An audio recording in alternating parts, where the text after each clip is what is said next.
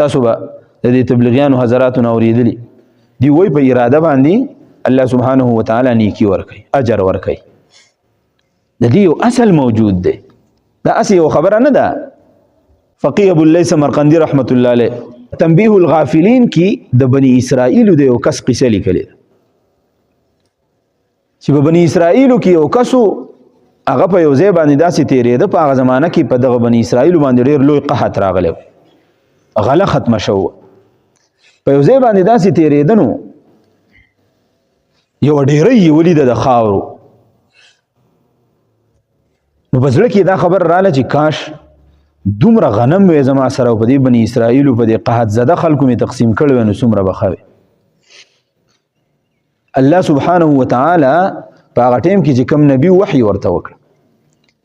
وی پلان کې بنده زما د نیکۍ اراده وکړه لاړ شه ووایه ورته چې د دې غر په مقدار کې د دې ټیلې په مقدار کې د دې ډیرکۍ په مقدار کې چې څومره څوک غنم صدقه کی په قحط زده خلکو باندې دومره اجر او ثواب تعالی ما درک اوس هغه نیت کړو او نیت خالص د الله تعالی د رضا لپاره کړو هغه کار وام نه کو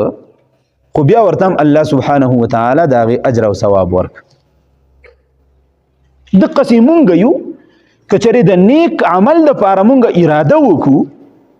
بیا سره رکاوټونه راشي او عمل زمونږ نه ونه کړی شي بیا هم الله سبحانه وتعالی به دې باندې اجر راکړي